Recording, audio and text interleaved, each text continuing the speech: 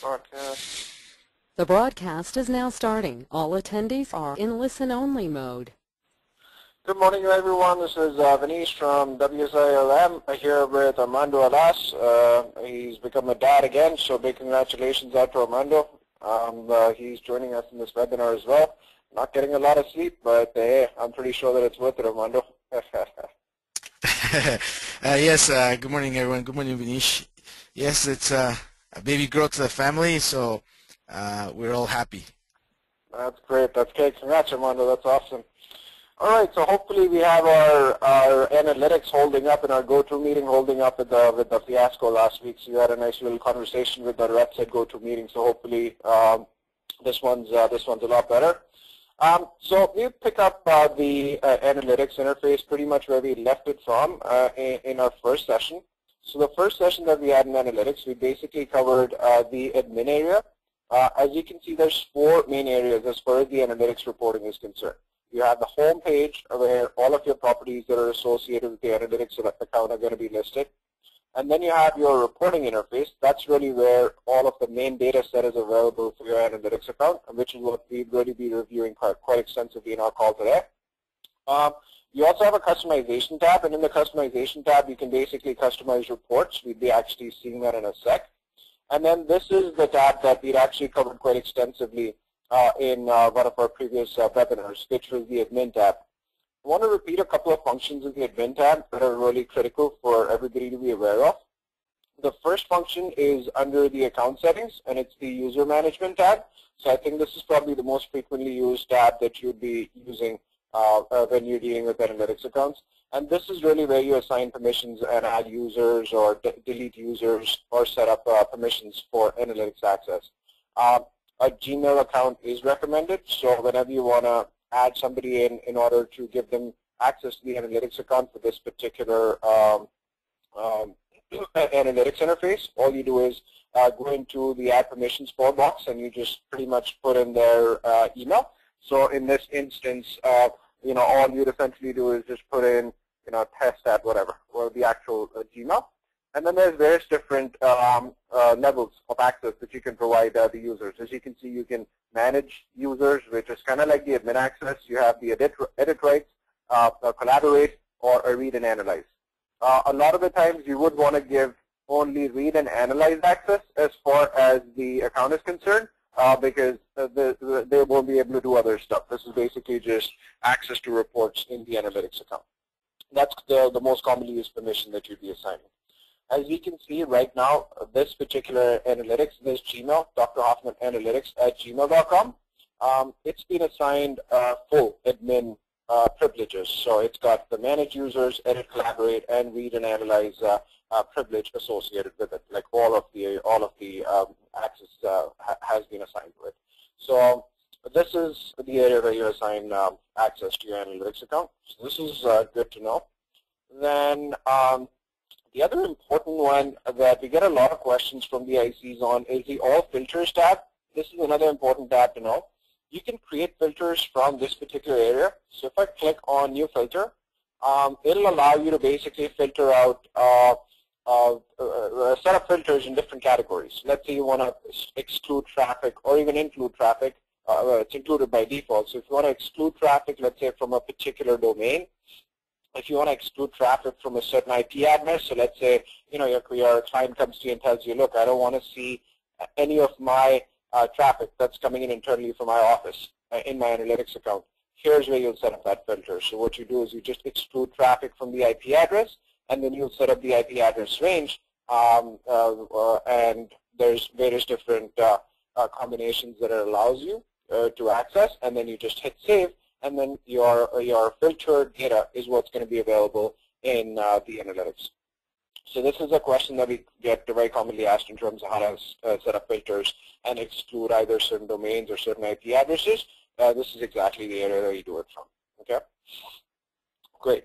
The other interesting function that the admin account allows you to do is a change history. We're all aware of the change history that's actually available in the Google AdWords console. So you also have a change history function in analytics. So if there's any issues or if you want to try and go back and check the log file, so to speak, like in terms of change history on who gave access to who, or when was certain information that was critical as far as the account is concerned. You want to track it.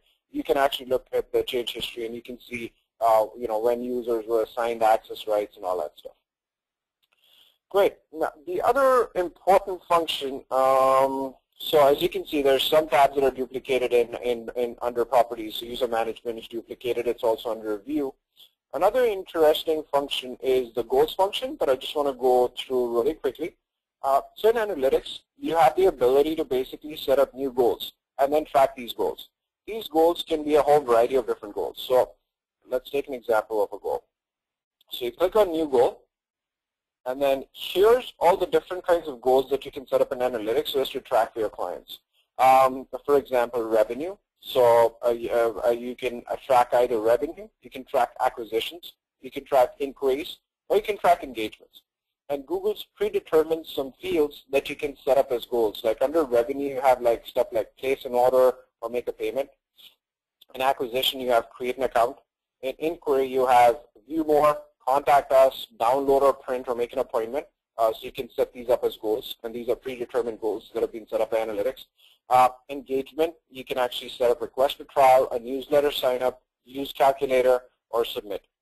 So Google's, based on all the billions of sites that they've indexed and the data sets that they're tracking, have kind of determined that these are the most common templates as far as goals are concerned that websites want to track, and that's why they've set up these pre-assigned templates. Now, you can also set up a custom goal, and for that you need to just click on custom, and that's when you can set up a custom goal. But if like you have any of these standard ones, let's say if I want to track newsletters, what I'll do is I'll click on newsletter sign up, and then I'm going to click on next step. It's going to basically take you to the goal details page, the goal setup, and then goal description. So you want to edit the goal description here. You can put in the name, whatever it is, newsletter sign up, and then the type. Like, what do you want to really track? Do you want to track how many people hit the destination page, which normally is what is the standard. Like, you want to put in the thank you URL so that this way you're successfully tracking how many people successfully signed up for a newsletter. Here's another common thing that happens in a lot of the sites that we see when ICs come to us for assistance, where when they set up a website, and especially when you have a form, please ensure that whoever you're using to build your website builds a thank you page whenever there is a form, and just doesn't refresh the page on the same URL, because that's going to mess up your tracking. So for example, let's say you have a contact us page on a website, which I guess pretty much all the sites have nowadays. Please ensure that when you set up your contact us page, test it out, fill out the contact page with some dummy information, and then when you hit submit, it should go to a thank you page. It shouldn't just, the URL shouldn't just remain the same. It should actually go to a thank you page. And the thank you page essentially is where a lot of your tracking codes go in, and that's what you'll be utilizing to set up goals in analytics.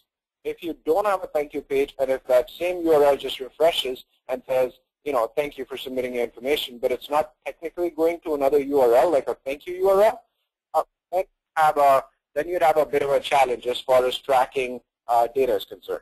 So please make sure that when you are setting up contact pages or newsletter sign up pages as far as websites are concerned, the submissions should all go to a thank you page. That's going to lead and aid you in accurate tracking as far as your data is concerned. So in this case, the second step in order to set up a goal is a goal description. So it is a newsletter sign up that we're tracking. We would be tracking the destination in this case, but you can also track duration, pages, events, etc. So in this case, we're tracking the destination, which is the thank you page. And then you click on next step, and then this is where your destination equals to, and this is where you'll actually put the thank you URL. So let's say, it explains it really nicely over here. Example, use my screen for an app, and then the /thankyou.html instead of the whole URL for a web page, right? So if you're tracking a web page, newsletter sign up, it should be something like thank you, dot or whatever, right? HTML or PHP or just thank you, right? And this is your thank you page as far as your newsletter is concerned. Okay. You can also assign a monetary value to it. So let's say if you do want to assign a monetary value, like how much is each newsletter sign up worth to you? So then Google's actually going to assign a value to it based on what you've given. Let's say I say $5, right? And then Google's actually going to show you, okay, so last month you got 100 newsletter signups. Since you've determined that each newsletter signup is valued at $5, it's going to show you a revenue of $500 in your analytics account. So that's how this is beneficial, especially when you are showing a return on investment for your prospects. It's very important to define how much a newsletter sign up is worth to them, how much is a phone call worth to them, how much is a visitor on the contact page worth to them, because you can then assign a revenue figure to all of this, and that helps you in your ROI calculation for the investment that the client's doing with you. All right? Now, this funnel option is pretty interesting. If your newsletter sign-up is kind of like on the home page, then the funnel option is a little useless because, I mean, you want them straight going to your newsletter and signing up. The funnel option comes in really handy, let's say, in the instance of e-commerce websites. You can add in a whole bunch of different steps, okay?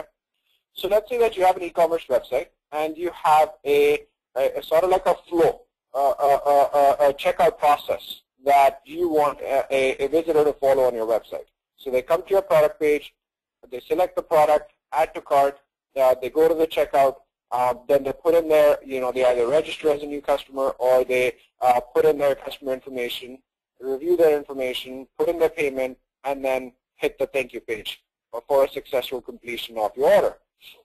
Now, the funnel allows you to track as to how many people are proceeding through these different steps and where is the highest abandonment rate.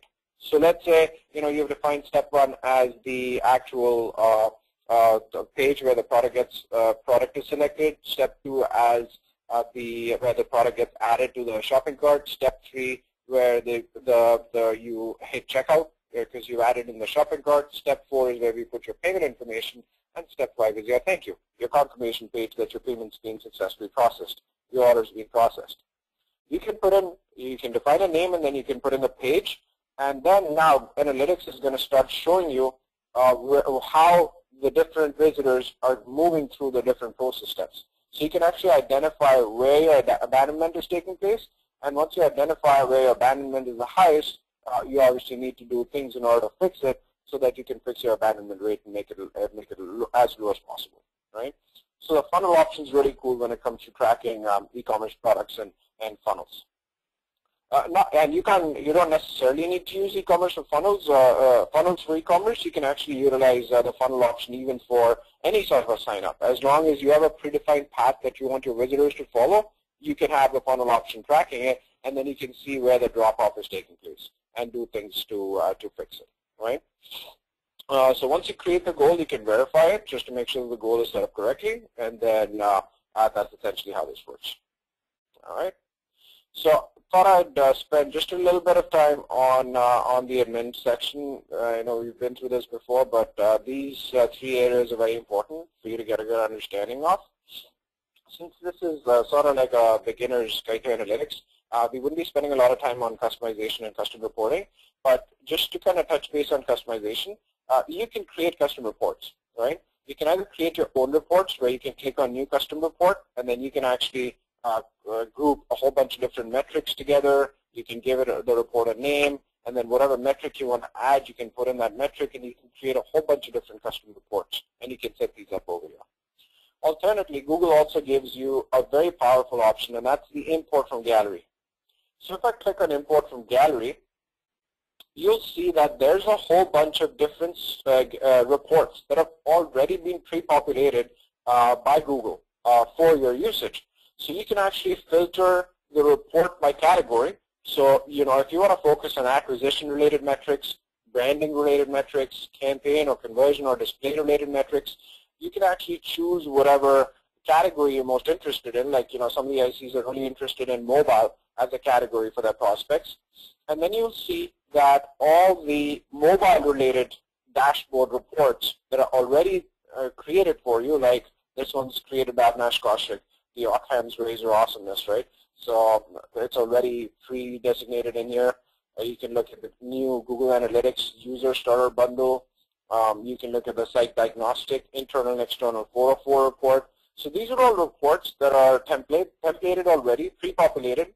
All you have to do is just to click on import. So as soon as you hit import, it's actually going to import the settings for this particular report into your analytics account, and it's going to start showing you relevant data. So this is a pretty cool feature where you don't have to spend time customizing reports or pulling data sets together unless you really want to spend a lot of time on it.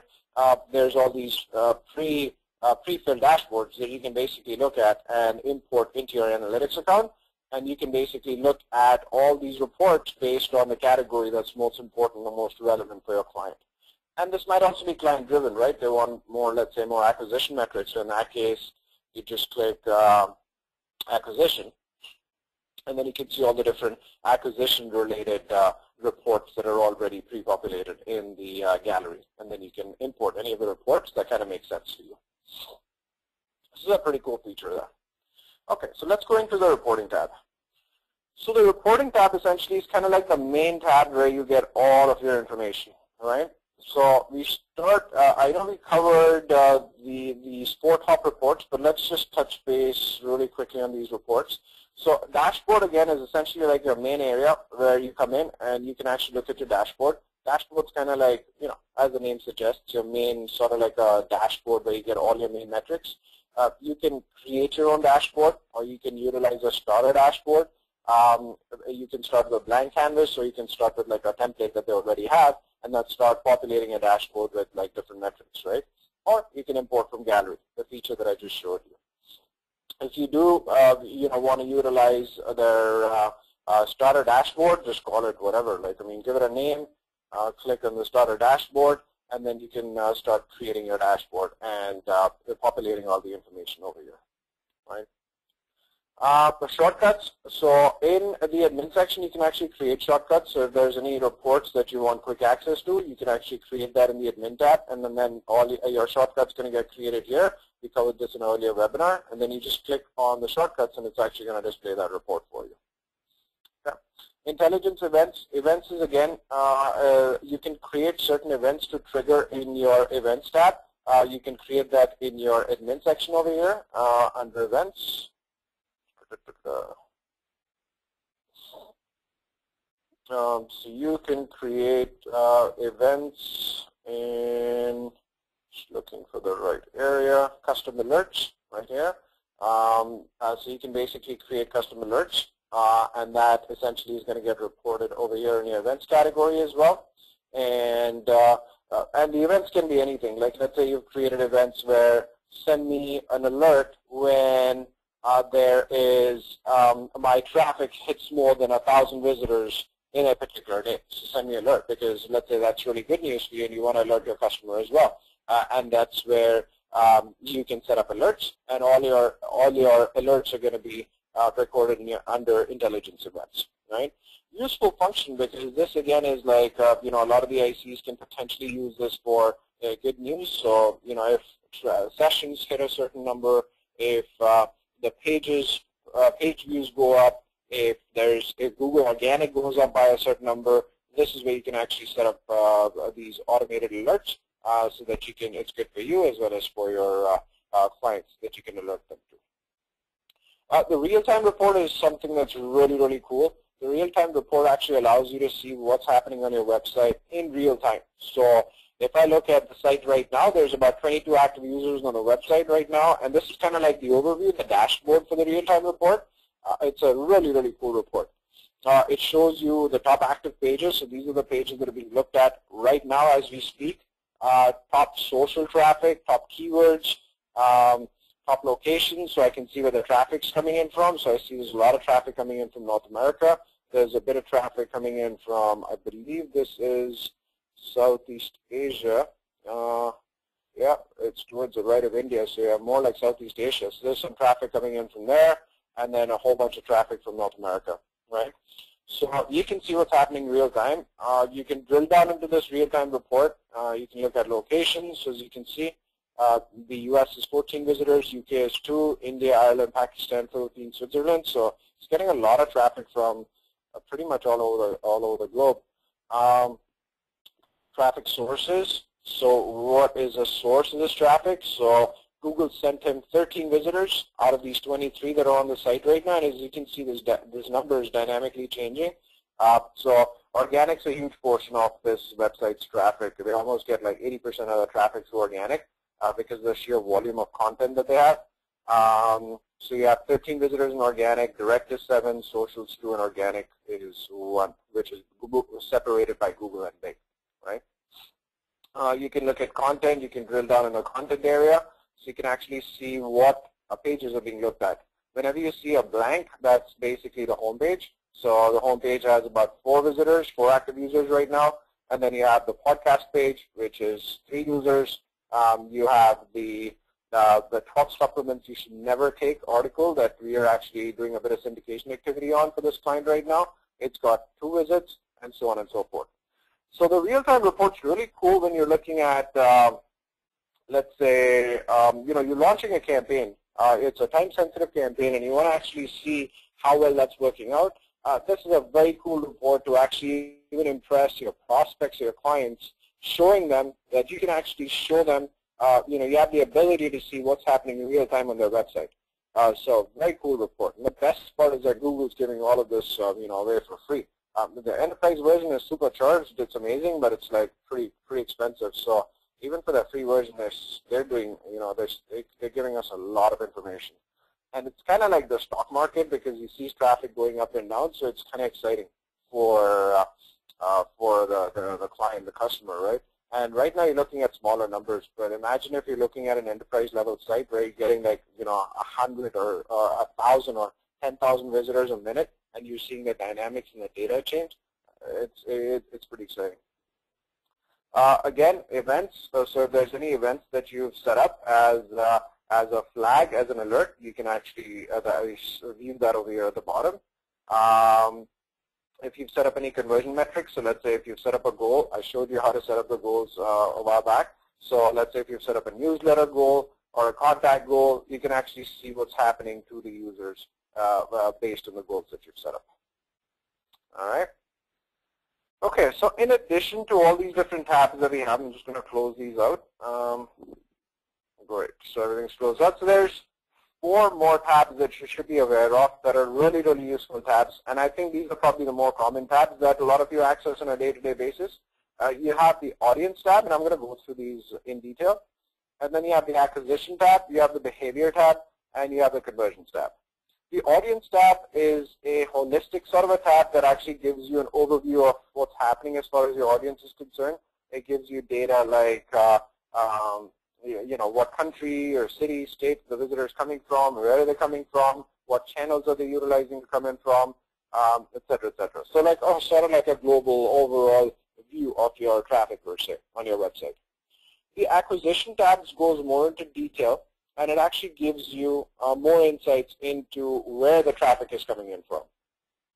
The behavior tab is more granular in terms of content, so it's more focused on your website. There's a site speed function, et cetera, and there's a content function, so you can see your top landing pages, you can see your top content on your website, you can see your top exit pages on your website. So the behavior is more to do with what the visitors are doing on your website, right? And then followed by the conversions tab. The conversions tab, as the name says, is more to do with conversions. So whatever goals that you've set up is what really gets recorded in the conversions tab in analytics. Okay, so let's look at these metrics a little bit in detail. So the first tab that we're going to be looking at is the audience tab, there's all these different areas when it comes to the audience tab. And as I mentioned to you, I'm pretty sure a lot of you are familiar with the audience tab, and that's probably the tab that you guys look at most frequently, right? So you can change your date range on the top right-hand corner right here. So you can change your date range. You can compare it to year over year. And a lot of the times, the ICs compare data, and even we compare data month over month. That's okay. It's a good thing to establish, and see improvements coming on a month-to-month basis. But I really suggest that you start looking at data year over year as well. So for sites where there's heavy seasonal fluctuation as far as traffic numbers are concerned, in addition to looking at month over month, it's very important to look at the data set year over year. So that gives you a sort of a good idea in terms of what's going on as far as your website is concerned. And you'll find some pretty interesting trends. Like, for example, with one of our accounts, we saw that their month-over-month fluctuates pretty massively because they're a donation-based website. Like November, December is massive traffic. January, the traffic starts to fall off. Feb, March, traffic starts to totally fall off. April, May, the lowest traffic months of the year. So for us to compare month-over-month doesn't make a lot of sense in that instance because it's such a seasonal traffic-driven website, so to speak. So when we look at data sets over there, we compare year over year so that we can see, okay, in April, we had, let's say, 50,000 visitors. April last year, we had 40,000 visitors. So even though month over month, we wouldn't have shown an improvement, but if you look at it year over year, because of the seasonal fluctuation, we can see what we're doing as far as the campaign is concerned. So it's always good to look at data sets, not just on a month-to-month basis, but also look at data sets on a year-to-year basis. All right. Okay, so continuing on this tab, so the overview tab shows you the overall activity that's taking place on our website. As you've already noticed, you don't have visitors anymore. You have sessions. Sessions is basically the total amount of activity that somebody's done on your website. It can be screen views, events, looking at e-commerce pages, etc., etc. So sessions is every single activity on your website. Users basically defines the people that have at least selected one session during a selected date range. So that's the definition of users. Page views, the total number of pages that is actually viewed on your website. Pages per session is the average number of pages that are being viewed per session. This numbers are 1.36. The higher, the better. Average session duration, the average length of a particular session. This is 52 seconds. Again, the higher the average session value, the better it is. The bounce rate basically is the percentage of single page visits. A user comes to your website, looks at one page, bounces. So that's your bounce rate. 86.56% is a pretty high bounce rate. Normally, I mean, organic bounce rate should be at about 30 to 40%. That's considered to be a healthy bounce rate. I haven't seen anything below. I've seen 15, 20, but that's not the norm. The norm is between 30 and 40% if you're getting a decent amount of traffic as far as your bounce rate is concerned. Now, percentage of new sessions basically is like the first-time visits, which is 81.94. Again, you should have a healthy balance of new and returning, right? There's two interesting reports that you can activate through your admin account, okay, which is the demographic and the interest report, which can be activated from custom channel groupings. Nope, not this area. Custom imports. It's in tracking info.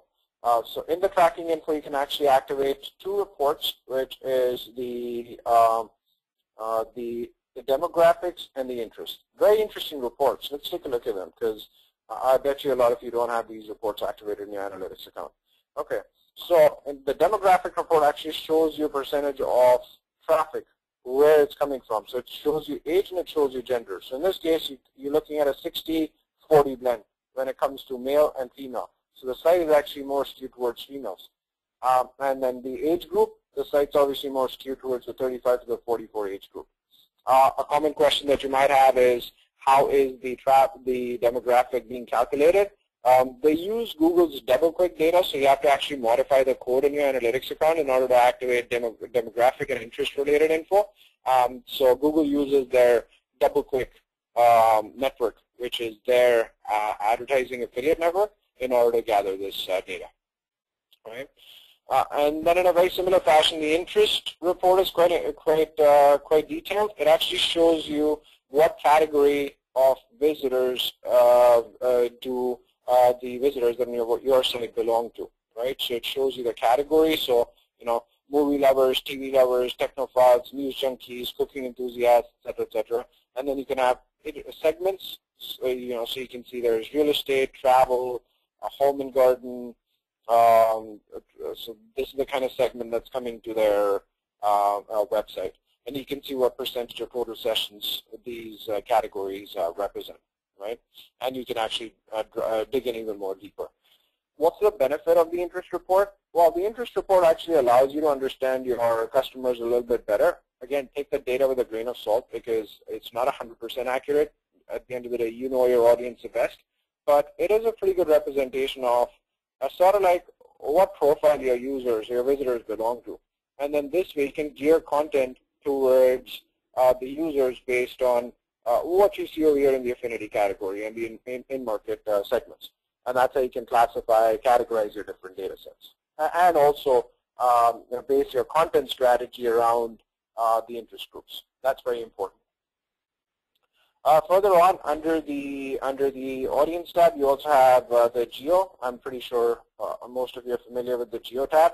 It basically shows you where your traffic is coming from in terms of language as well as location. So here's the language that's the most frequently used, and then the location. So you can see where the traffic's coming in from. And again, you can change the date range. This is just 1 day's data. You can change the date range, and you can see where the traffic's coming in from. In this case, it's skewed, obviously, with the U.S. That's the main target market. Canada, UK, Australia, India.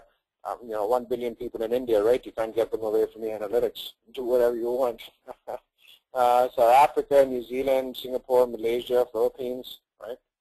And then you can actually drill down even deeper, right? So you click on the U.S. and it's going to actually show you statewide data. And then if you actually want to click on, so like New York, California, and Texas, the 3 biggest states for this website.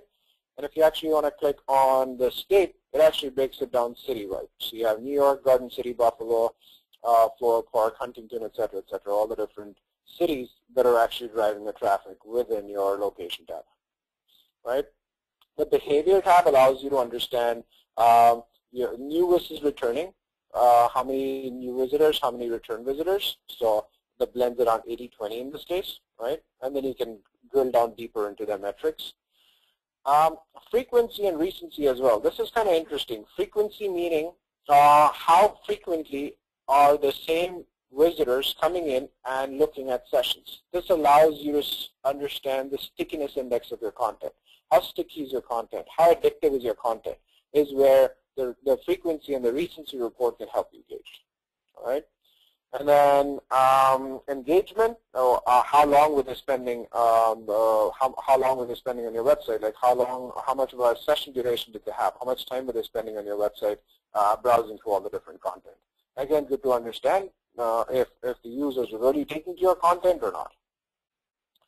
Technology is a real good one. This is another good one where you can actually understand what browsers are being used to come to your website. So in this case, this is a very Safari-driven website, we've noticed. So we want to make sure that the experience for Safari users for this particular website is impeccable because Safari users around 60% constitute 60% of this website. This is good to understand so that if there's any issues as far as your the browser experience is concerned, better fix it up as soon as possible if that browser contributes to a lot of visitors, right? So in this case, you have Safari and Chrome as the biggest browsers that are sending the most amount of traffic. You want to make sure that the user experience in both these browsers is fantastic based on that.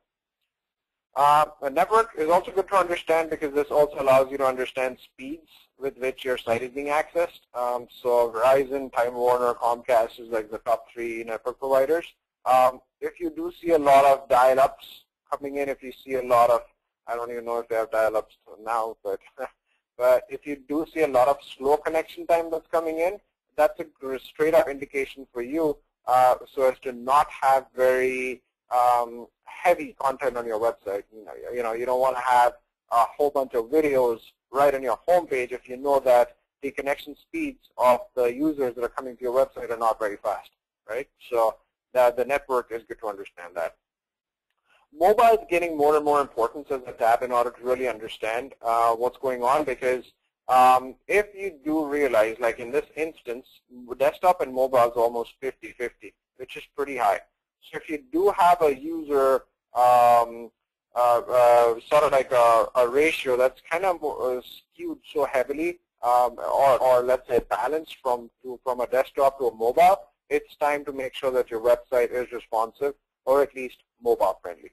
Because if 50% of your visitors are coming in and accessing a website from a mobile device, you don't want to give them a bad experience, because that's when your bounce rates are going to be high, right? So you see over here, I mean, even the bounce rates for desktop are pretty high, over 84%, but still, regardless, mobile is still showing an 82% bounce rate. And that's not what you want. You want to make sure that they have a higher bounce rate. My apologies. You want to make sure that they have a lower bounce rate and a good user experience as far as the traffic split is concerned. Now, the higher bounce rate might also be because when they actually visit your page, they look and they find exactly what they're looking for, and they leave your website. But again, you can always do things so as to keep them on the website by having, like, you know, related posts, related content bunched together. So a whole bunch of different strategies. All right. The custom report, again, this is all custom, so you can actually set up custom variables over here in this report. Again, for the nature of this session, we're not going to be going into a lot of custom reports in detail, but you can definitely set up all your custom reports and variables right in this particular interface. The user flow is another interesting report, because the user flow actually shows you what the users do once they access a particular page on your website or a content piece on your website. You can actually define, like, you can look at behavior from any of these different variables. So you can look at traffic source. You know, let's say if I want to look at how Google visitors are behaving on my website and what are they doing, where are they going, you can actually look at this. You can do it by source. You can do it by any sort of like metric that Google has over there, right?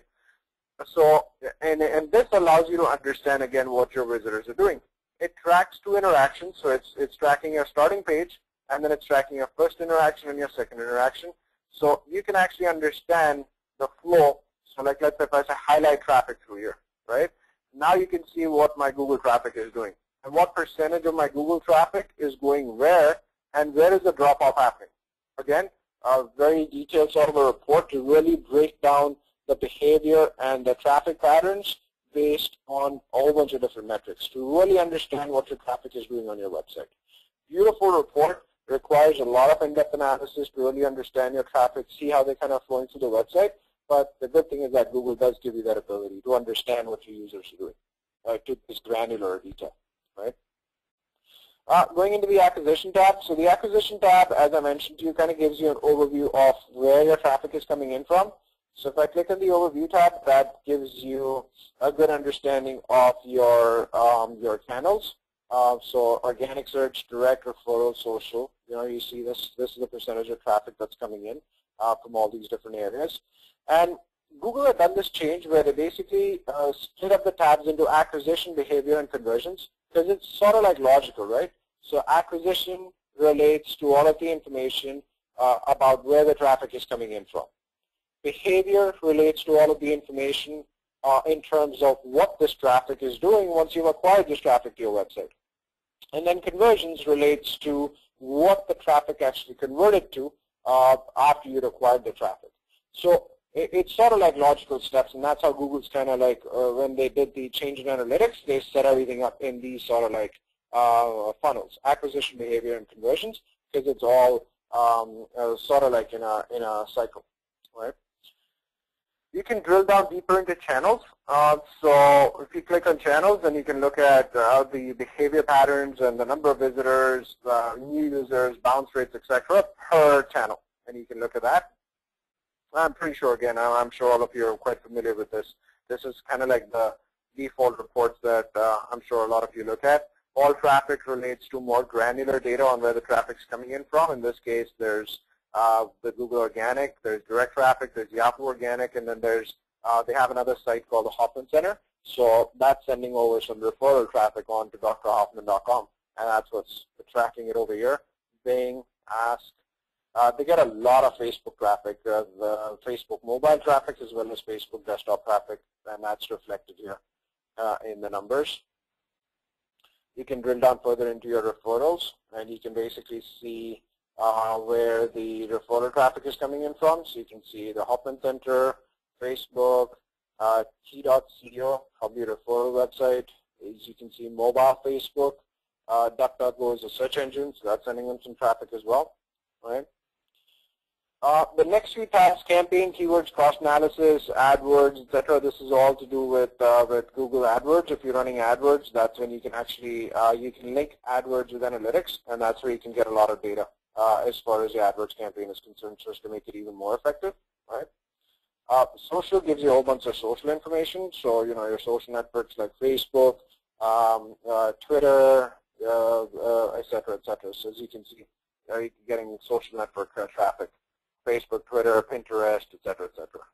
So the social tab gives you a whole bunch of information as far as social activity is concerned. And then you have the SEO tab. The SEO tab gives you a lot of information as far as the SEO information is concerned. You can enable Webmaster Tools. So what you do is you just basically link up your analytics with your Webmaster Tools data. It's pretty simple to do. And then you can basically, from this particular category right here, Webmaster Tools, you edit it, set up a Webmaster account, and that's how you link your Webmaster Tools. Okay? And obviously, all of you are aware of the not provided, right? So Google's moved to secure search, HTTPS right here, something like this for all of your searches, right? And that's why you cannot access keyword data in analytics, because almost 70% of the keyword data is going to be not provided, which is where Google Webmaster Tools comes in so handy. Because Webmaster Tools actually gives you keyword-related data, and you can look at data up to 90 days as far as the keyword report and analytic in Webmaster Tools is concerned. So I highly recommend everybody to look at the Webmaster Tools accounts for keyword-related information. All right? Gives you information on landing pages. Again, it's going to pull all of this data from Webmaster Tools, but there is more information on the behavior tab that analytics actually pulls independently, not related to Webmaster Tools, which I'll show you in a sec. I'll try and speed this through a little bit. I know we're coming towards the end of the session here. So in terms of behavior, you can see what the top pages are as far as the website is concerned. So the one with the blank is the home page. And then you can see all the article pages and the number of page views that they're getting, and what percentage is that of the total number of page views that the website is getting, right? Site content, again, all pages, landing pages, your top exit pages. So if you click on the exit pages, this is actually going to show you all of your top exit pages. So even though they are driving a lot of the traffic, they're also responsible for a lot of the exits that are taking place on the website. So now the challenge with yourself as a marketer and a client is, how can you make people stick to the website and then jump from article to article, and then you can incorporate a whole bunch of different strategies for that, right? Site speed, again, allows you to give you a sort of like an overview of the average load time on a website. So the load time is pretty massive, which is probably responsible for the bounce rates. The load time of the website is 7 seconds. So we're working with a client on getting the load time lower. Ideally shouldn't be more than 2 or 3 seconds, for an ideal load time. So this is something that's being worked on, and can also contribute to a high bounce rate for a particular website, right? You can drill down in terms of country, territory, or even browser to see if there's any sort of like trends that you can identify as to what's causing the load time to be slow. Like for here, we see that the Firefox thing is fastest at 5 seconds, IE is slowest, Chrome is 10 seconds, and we know that Chrome generates a lot of traffic to the website. So we want to make sure that the site is loading up really quickly on Chrome. And that's kind of like the insights that you can gather from your site speed report, right? So you have your page timing, so you can see if there's particular content that's loading slower, so you can actually look at that. Speed suggestions. So Google has speed suggestions right over here in this interface, but they also have the developer page speed insights. There's a separate website that's dedicated to site speed, where you can check your site's desktop and your mobile speed. So you can look at and analyze and see what can be done in order to improve your efficiencies as far as your website is concerned when it comes to that, right?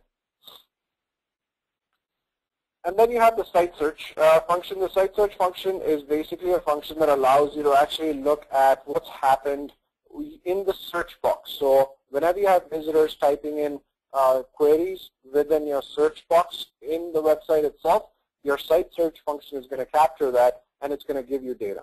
Again, this is very insightful data, just to really understand what the visitors are doing on your website. Very, very insightful, so that you can plan content, you can make that content that they're searching for more frequently are readily accessible to the users, right? So you can look at the usage, you can look at the search terms, and the search terms are going to get populated here. No site search is being used today. This is today's data. But when you have search terms, they're all being populated here under search term, and you can look at their popularity and then, again, base your content on that, right? Events is, again, you can set up the alerts. That's essentially what it talks about. You can integrate AdSense. AdSense is Google's revenue platform. So if you want to make money off your website, you can incorporate AdSense on your website, and then you can link your AdSense with your analytics so as to really get some good information, good insight on what's happening with regards to your AdSense revenue and your banners and how much money you're making and all that fun stuff, right? Experiments. Wanted to showcase this a little bit to you. So some of you might remember that Google had a program or sort of like a console called the Google Optimizer, which is where you could run your A/B split tests with. So Google has changed that. They phased that out, and what they did was that they launched Google Experiments instead, okay? And Google Experiments allows you to basically do the same thing that the Google Conversion Optimizer would allow you to do in the past. So what you do is you create an experiment, and this now allows you to do A/B split testing as far as your pages are concerned. Very straightforward to set up. It does require a little bit of coding help through your webmaster. You just name the experiment, select an objective, what percentage of traffic do you want to experiment with. So if you want to experiment 100% of your traffic, let's say you want to test 2 versions of the homepage, right? So you can use Google Experiments to set this whole experiment up. And then what's going to happen is that you just follow the steps over here, configure experiment, set up your experiment code, and review and start.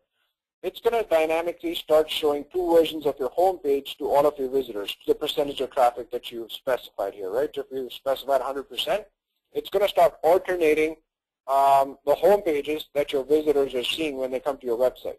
And then over time, it's going to gather enough data so as to suggest you as to which home page is performing better than the other home page, and which one's the winner, essentially, as far as the test is concerned. Again, I just wanted to touch base on this at a very superficial overall level, but we can get pretty granular just on Google Experiments alone, content experiments, and the benefit and the power and how to set this whole thing up. I think there's a whole webinar that can be pretty much dedicated on this, but I just wanted to kind of give you a quick overview that content experiments is the area where you do A/B tests for websites. Whenever you want to test 2 landing pages, you want to test 2 pages out, you want to see which one converts better, content experiments is the area where you basically do this activity from. Okay. In-page analytics, again, refers to kind of like if you're familiar with heat map tracking through Crazy Egg.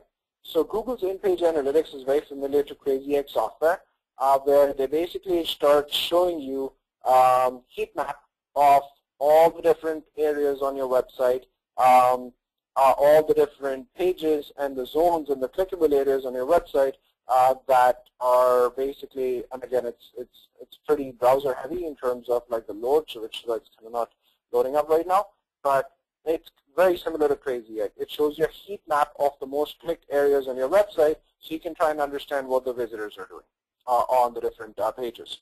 And you can actually look at all the different pages on your website. You can choose the pages that you want to look at for your heat map tracking, and it's going to pull up that data set over here.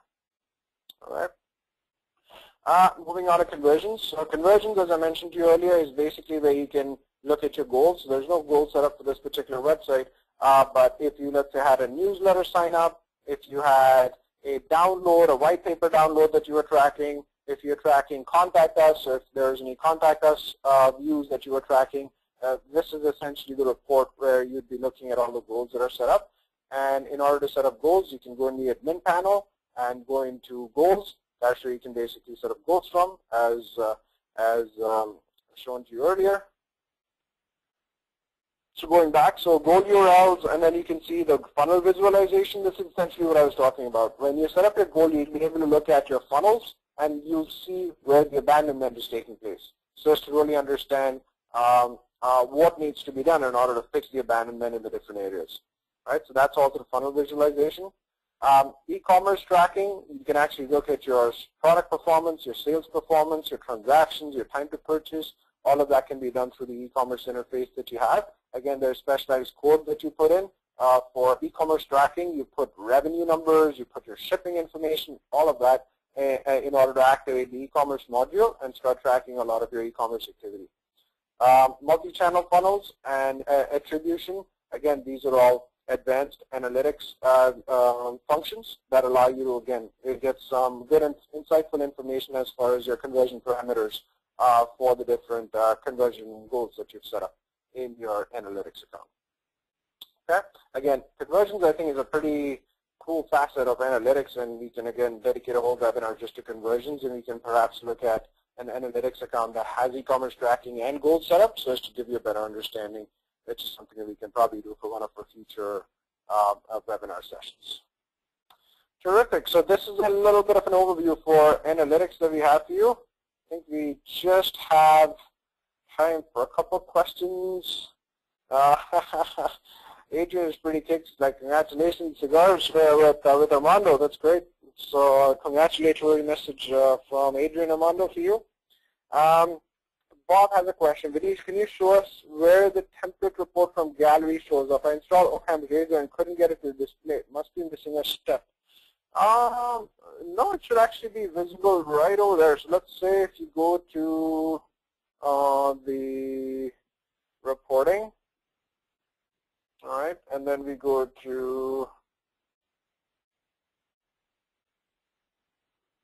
so let's say we are going to the dashboard, and then you want to set up a new dashboard, and then you want to import from Gallery. And let's say we want to import this one, right? So, oops. It's giving me an error right now. So several object configurations are shared with you. Choose a view from your Google Analytics account to import these configurations. So these are all the segments in the custom reports that are basically being set up by default as far as that particular template is concerned, Bob. So all you do is dashboard's going to be called VP Digital Dashboard. Hit Create. So basically this report is going to be available in 2 areas. Okay, so here you go. So all your custom reports are open. Okay, let's go back. Okay, it says it was successful. Thank you.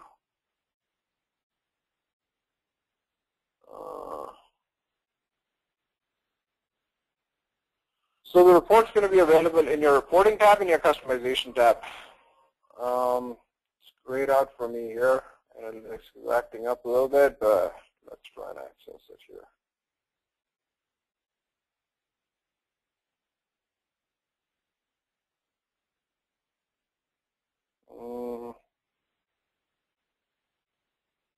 Maybe it's still importing the data. It hasn't done it. I'll take this on one-on-one with you, Bob. Basically, when you click on customization in your analytics account, that report should be showing up in your customization tab. And then when you go to your reporting tab, it should be in your dashboard as whatever you title that report. So in my case, I titled that as the VP Digital Dashboard. When I go to my reporting tab and I click on my dashboard, I'll see a new report created over there that says VP Digital Dashboard. And that's essentially where you'll be able to view it. But I can definitely take this one-on-one with you, Bob, and see what might be the issue for you as to why you're not able to see the report. Bob has a question. To be able to see demographic and interest data, what changes do you need to make to your tracking code, and how difficult is it to do this? What's the easiest method? So, Bob, there's a little bit of a change that you have to do as far as your analytics code is concerned. Instead of the standard analytics code, there's another piece of code that you need to grab from the analytics account that changes the code a little bit, and that's essentially what you need to do. Again, if you need more information, just shoot us an email, and we'll actually give you the exact steps on where this code can be picked up from in order to set it up. It's basically a string of code that changes, and you have to make that change all across the board in your website in order for the demographic and the interest data category to become activated. All right, but yeah, shoot us an email. We'll send you the exact steps. Great. I think we're pretty much out of time here. Excellent. Thanks, everyone. Thanks for joining in. I'm glad the GoToMeeting actually behaved itself today, and we were able to record the session nice and proper. Once again, thanks, everybody, for joining us on this webinar. We will see you next week, Tuesday, 11 a.m. nice and early. Have a great week, everyone. Take care.